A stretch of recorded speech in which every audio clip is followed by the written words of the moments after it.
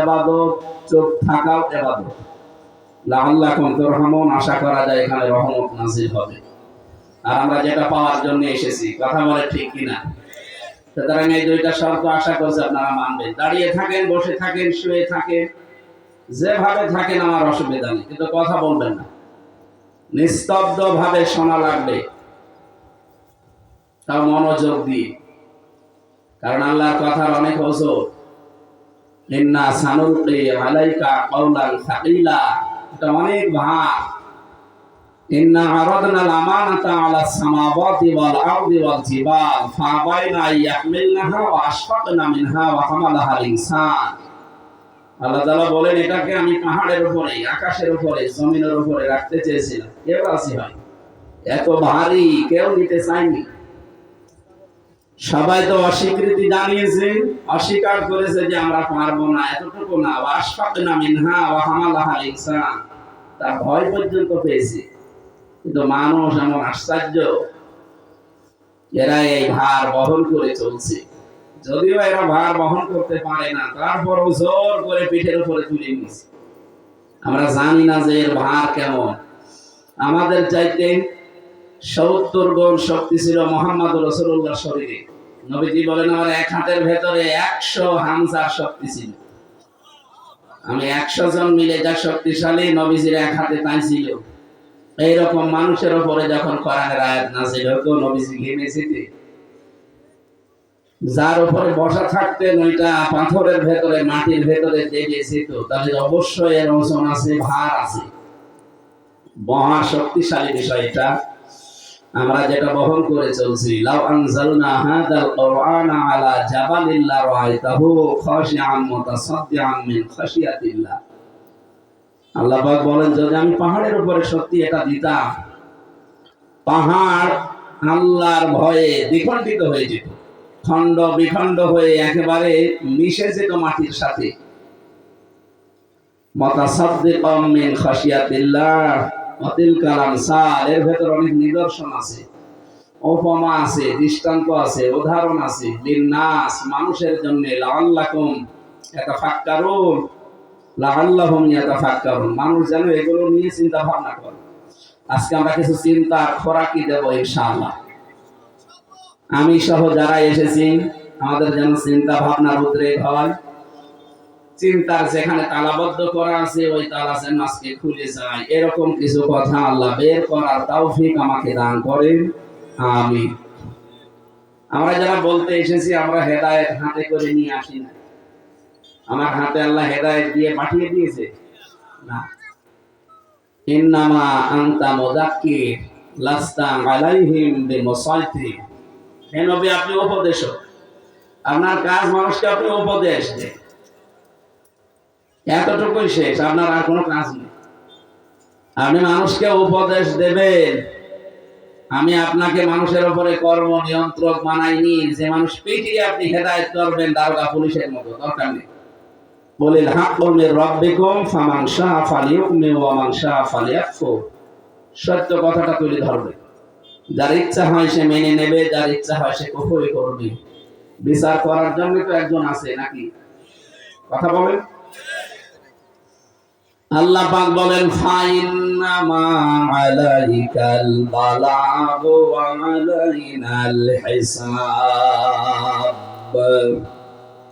সূরা রাদের 40 নম্বর আয়াতের শেষের দিকে আছে। আল্লাহ পাক বলেন, হে নবী, আপনার দায়িত্ব পৌঁছিয়ে দেওয়া, আর আমার দায়িত্ব হিসাব নেওয়া। সুতরাং হিসাব নেবেন চূড়ান্ত ভাবে কে বলেন তো? আল্লাহ। লাইসা আলাইকা হুদাহুম ওয়ালাকিন্নাল্লাহা ইয়াহদি মান ইয়াশা। আপনি কখনোই পারবেন না কাউকে সঠিক পথে নিয়ে আসতে, আমি আল্লাহ যদি ইচ্ছা না করি। সূরা বাকারা 272 নম্বর আয়াতের প্রথম অংশে আছে। সব আয়াতের সামারাইজ এইটা। হেদায়েত পৃথিবীতে আল্লাহ কারো হাতে দেয়নি, নবীর হাতেও দেয়নি। কি? হযরত আবু হুরায়রা রাদিয়াল্লাহু তাআলা আনহু তিনি রাস্তার পাশে একবার একটা গাছ লাগাচ্ছিলেন, হঠাৎ তিনি হেসে উঠলেন। সাহাবীরা বলে, কি গাছ লাগানোর ভেতরে হাসির কারণ? তিনি বললেন, এই মাত্র কোরআনের আয়াত নাযিল হয়েছে, ইন্নাকা লা তাহদি মান আহাবাবতা ওয়ালাকিন্নাল্লাহা ইয়াহদি মান ইয়াশা। সূরা কাসাস 56 নম্বর আয়াতের প্রথম অংশে আছে, হে নবী, আপনি যাকে ভালোবাসেন, মহব্বত করেন, পছন্দ করেন, তাকে আপনি সৎ পথে আনতে পারবেন না। এটা আমি আল্লাহ নিজের হাতে রেখে দিয়েছি। আমি জানি যে হেদায়েত পাবে কে, তাকে এটা দান করি। এখানে আমাদের মনের অবস্থা যেহেতু আল্লাহ জানেন, আমাদের মন আগে তৈরি করা লাগবে। এখানে কোনো দলীয় চিন্তা ভাবনা নিয়ে বসা যাবে না। এই কথা বুঝতেছেন? আমাদের চিন্তা ভাবনা সব বাইরে ফেলে রাখেন। এখানে একেবারে নিষ্কলুষ, একেবারে ফাঁকা একটা মন নিয়ে বসেন। যদি আপনার কপালে আল্লাহ হেদায়েত লিখে রাখে, অবশ্যই আজকের আলোচনা আপনার জীবনের মোড় ঘুরিয়ে দেবে। খুব গুরুত্বপূর্ণ একটা বিষয় আজকে পড়েছি। আল্লাহ আমাকে সহজ ভাবে উপস্থাপন করার তৌফিক দাও, বলেন আমিন। আহুয়া আ'লামু দিয়েছে, আ'লামু ইসমে তাফসীর, এটা সুপারলেটিভ ডিগ্রি বলা হয় ইংরেজিতে। এর চাইতে বড় শব্দ আর আরবিতে নেই। আল্লাহ বলেন, আমি জানি সবচাইতে ভালো করে যে আসলে কোন লোকটা হেদায়েত পাওয়ার যোগ্য।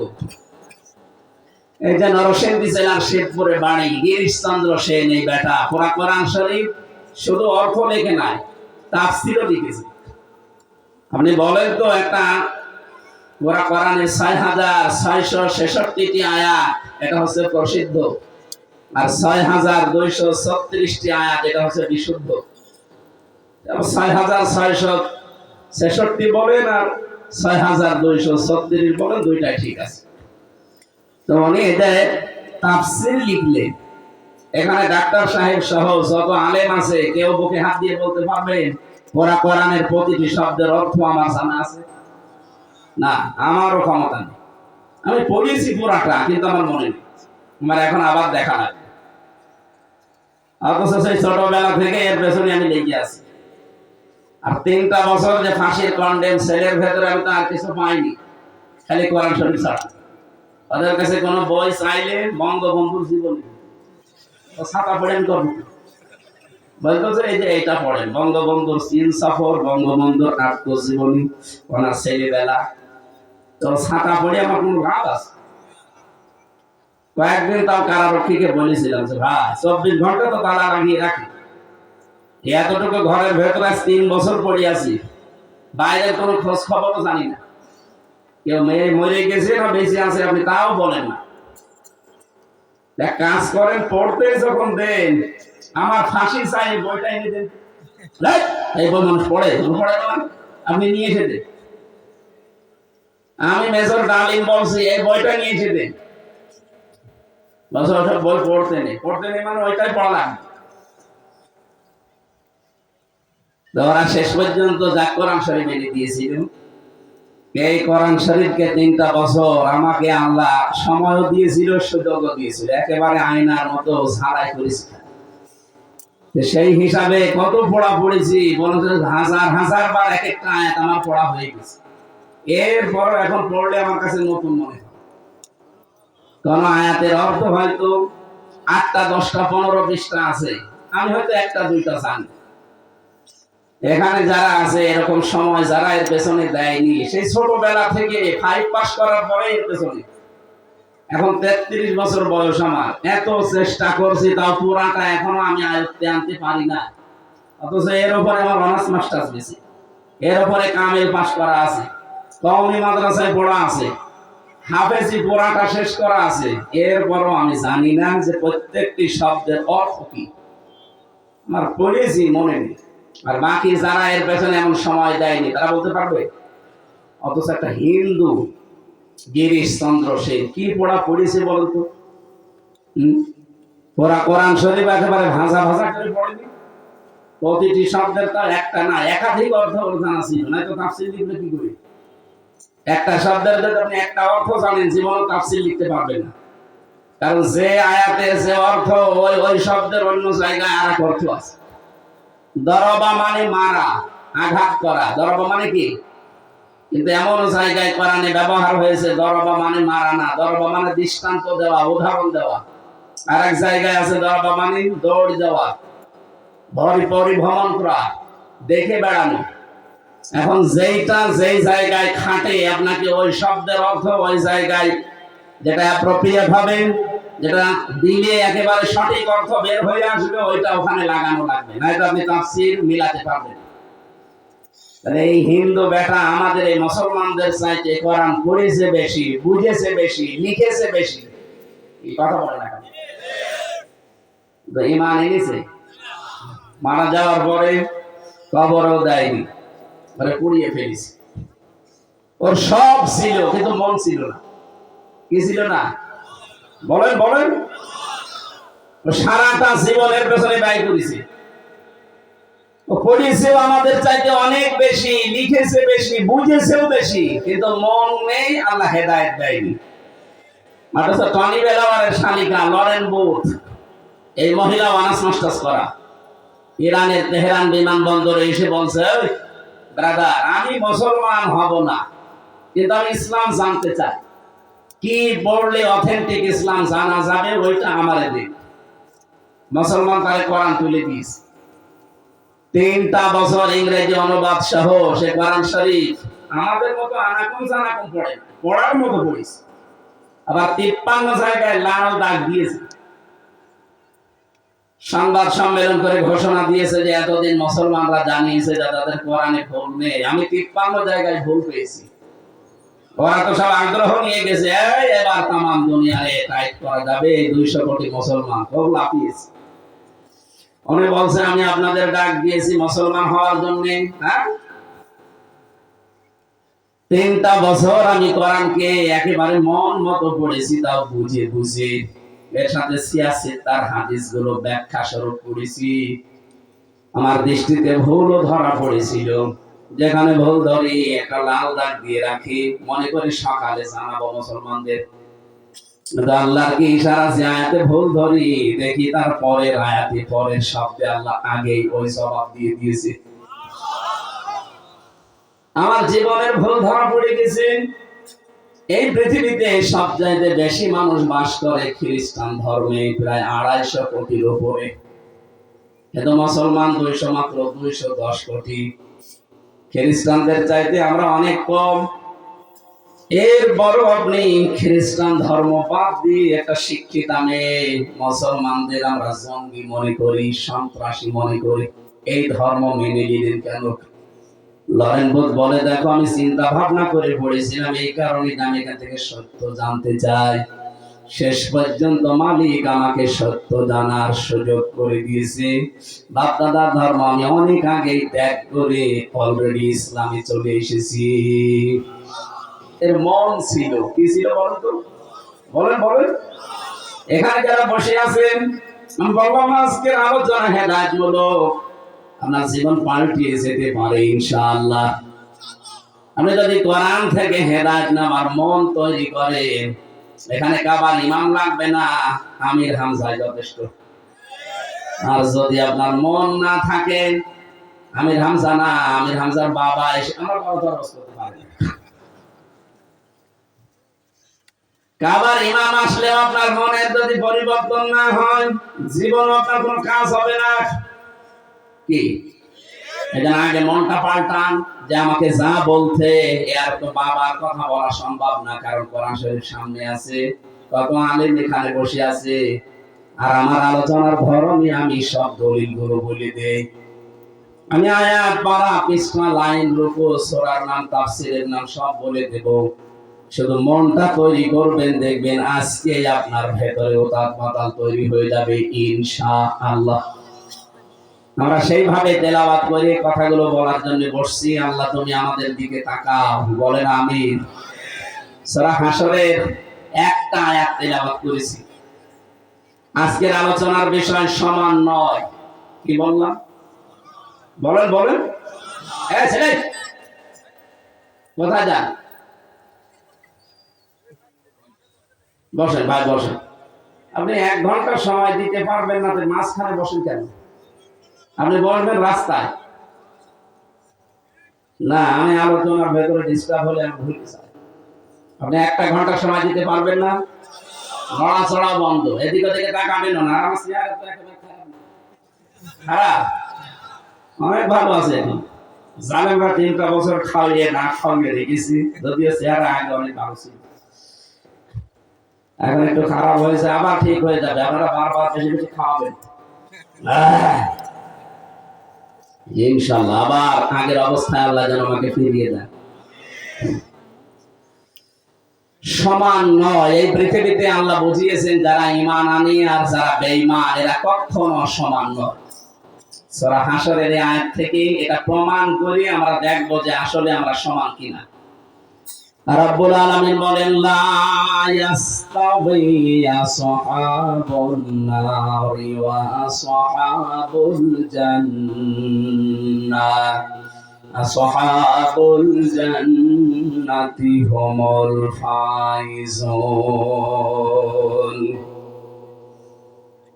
সূরা হাশরের 20 নম্বর আয়াতে আল্লাহ জানিয়েছেন, হে নবী, পৃথিবীর মানুষকে আপনি একটু তাকান, যারা জাহান্নামে যাবে আর যারা জান্নাতে যাবে এরা কিন্তু কখনো সমান না। এদের কথাবার্তা থেকে শুরু করে এদের পরিবার থেকে আন্তর্জাতিক জীবন পর্যন্ত পুরাটা দেখবেন আপনি আলাদা। জান্নাতি আর জাহান্নামী মানুষের কাজ কখনো এক না। জান্নাতি মানুষ কথা বলতে গেলে চিন্তা ভাবনা করে বলবেন, ও চিন্তা করে যে আমার এই কথা দ্বারা আখিরাত তৈরি হচ্ছে কিনা। والذين هم عن اللغو معرضون। রব্বুল আলামিন বলেন, যারা সফল মুমিন তাদের 3 নাম্বার গুণ এটা, ওরা অনর্থক কোনো কথা কোনো কাজ করে না, ওখানে গেলে ফিরে থাকে। এবার আপনি নিজের জীবনের সাথে মিলান তো, অনর্থক কোনো কথা কোনো কাজে আপনি আছেন? এই যে সেলফি তোলে যারা, বলেন তো এটা কোন কাজ হয়?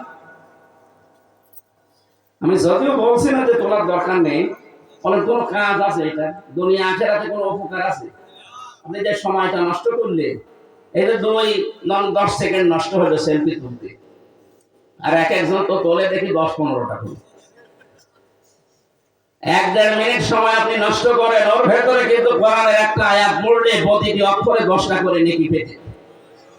জান্নাতে যদি আল্লাহ আপনাকে দিয়েও দেয়, কোনো আফসোস আপনার মনের ভেতরে থাকবে না, কিন্তু একটা আফসোস থাকবে, দুনিয়ার যে সময়টুকু আপনি বিনা কারণে নষ্ট করেছেন ওই সময়ের জন্য আপনি আফসোস করবেন। এই আফসোস যেন আমাদের জান্নাতে যাওয়ার পরে না হয়, এখন থেকে সতর্ক হওয়া লাগবে না? সুতরাং অনর্থক কোনো কথা কোনো কাজে নিজেকে ব্যয় করা যাবে না। এই পৃথিবীর সবচাইতে বড় অনর্থক কাজ হচ্ছে মানুষের তৈরি করা আইন কানুন দুনিয়ায় প্রতিষ্ঠার জন্য চেষ্টা করা। আজ বাংলাদেশে যারা আল্লাহর আইন বাদ দিয়ে মানুষের তৈরি করা আইন কায়েম করার জন্য চেষ্টা করছে, সে যে দলের লোক হোক, আমার ওসব দেখার দরকার নেই। আপনি অনর্থক কাজে আছেন কি এটা ভুল প্রমাণ করতে পারবেন? কোন হুজুর নিয়ে আসেন। আপনাকে আমি বাঁচাতে চাই, আমি দেখতে পাচ্ছি আপনি জাহান্নামে যাচ্ছেন। মানুষের তৈরি করা আইন কানুন এই দুনিয়ায় কায়েম করা প্রতিষ্ঠা করা, একে বিজয় করার চিন্তা ভাবনা করা সব অনর্থক। কোন জান্নাতি মানুষ এই কাজ করতে পারে না। আমরা যারা জান্নাত চাই তাদের জীবনটাই তো অর্থ করে দিয়েছি আল্লাহর আইনের জন্য। বলেন, শহীদ আল্লামা দেলাওয়ার হোসাইন সাইদি রহমতুল্লাহ আলাইহি উনি যদি চিন্তা ভাবনা করতেন যে আখিরাত যা হয় হোক, আগে দুনিয়াকে মশালে এলো নিয়ে নে, ওনার কিন্তু 13 বছর না 13 দিনও জেলখানায় থাকা লাগতো না। ধরার পরে জালেমরা অফার দিয়েছিল, আমি তো তার সাথে ছিলাম, আমি নিজে শুনেছি তার মুখ থেকে যে হামজা আমার অফারও দিয়েছিল যে আপনি জামাত ইসলামী বাংলাদেশ ছেড়ে দিয়ে নিজে একটা দল করেন, অথবা আপনি পীর হয়ে যান, দরবার খোলেন, দেখেন আপনার মুরিদ কত হয়। আপনি সারা জীবনে কিচ্ছু করা লাগবে না, শুধু বসে বসে থাকবেন, টাকা আসতেই থাকবে, দরকার হয় আমার দলের লোক আপনার মুরিদ হবে। না, আমি ইসলাম বুঝেছি কোরআন আর হাদিস থেকে। কোন বাবা কি বলে কোন দাদা কি বলে ওইটা আমি কোনোদিন দেখিনি, আমি দেখেছি আল্লাহ কি বলে রাসূল কি করে। হ্যাঁ, কথা বলুন। এটা সাইয়্যিদ আবুল আলা মওদুদী রাহমাতুল্লাহ আলাইহি ওনার কথা।